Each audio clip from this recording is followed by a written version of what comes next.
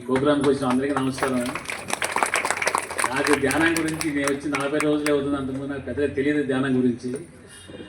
అసలు ఈ మేడం ఎక్కడి నుంచి వచ్చారో తెలియదు. ఈ మేడం పేరు మమతా మేడము, ఈ రుద్రాయుడు సార్. ఊళ్ళో కనపడ్డారు సార్, మీ ఇంట్లో ధ్యానం పెడతారు సరే అని చెప్పి నేను మర్చిపోయి ఇంటికి వచ్చేసి మరుసటి రోజు పోతే నేను పాంప్లెట్లు పట్టుకొని నేను లోపల కూర్చుంటే ఇక్కడికి వచ్చారు, బయటకు తిరుగుతున్నాను. మా అమ్మ పైన కూర్చొని పోండి ఇంటికి వద్దు బయటకు పోమంటాను. నేను అక్కడ లోపల సీసీ కెమెరా చూస్తాను, ఏంటి మా అమ్మ ఎవరితో పోట్లాడుతుందని చెప్పేసి మా డ్రైవర్తో మళ్ళీ లోపలికి పిలిపించి వీళ్ళు రేపు నుంచి అన్నారు. ఆ మరుసటి రోజు నుంచి మా ఇంట్లో ధ్యానం స్టార్ట్ అయింది. అంతకుముందు నాకు దీంట్లో అనుభవం లేదు, అసలు దీని ఏం తెలియదు ధ్యానం గురించి. అలాగే ఈ పత్రిజీ సార్ నన్ను పక్కన పట్టేస్తున్నాడు అంతే. ఇప్పుడు నేను చేసిన ఈ 40 రోజుల్లో నాకు మంచి చాలా అనుభవాలు వచ్చినాయండి. ఇప్పుడు మీరు చూశారు కదా, 100 ఇంజక్షన్ ఇచ్చినా కానీ మీకు ఆనందం రాదు. ఇప్పుడు చేసిన డ్యాన్సులు ఆనందం మీకు ఏ డాక్టర్ అయితే 100 ఇంజక్షన్ ఇచ్చినా ఆనందం రాదు. సో దీంట్లో అంత ఆనందం ఉంది, ఈ ధ్యానంలో అంత ఆనందం ఉందండి. కాబట్టి మీరు ఎవరు కూడా ధ్యానాన్ని వదిలిపెట్టకుండా ప్రతి ఒక్కళ్ళు ధ్యానం చేయమని నా మనవి.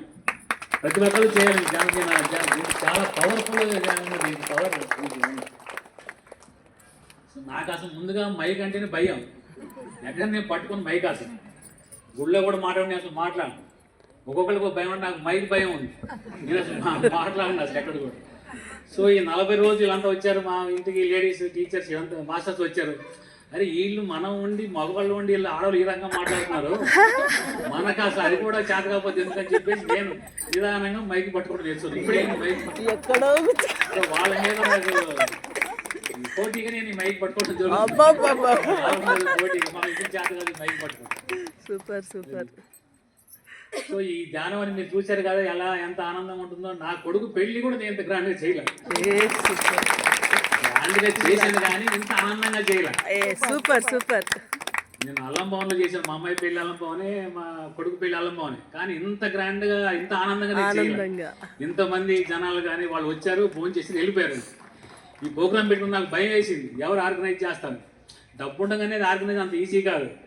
కానీ మా గురువులు మా రమేష్ గారు, మళ్ళీ మా మంజు సార్ వీళ్ళందరూ రాత్రి నుంచి కష్టపడి, మీ మమతా మేడం గారు అంతా, నేను పైనుంచి 10 గంటల కిందకు వచ్చా.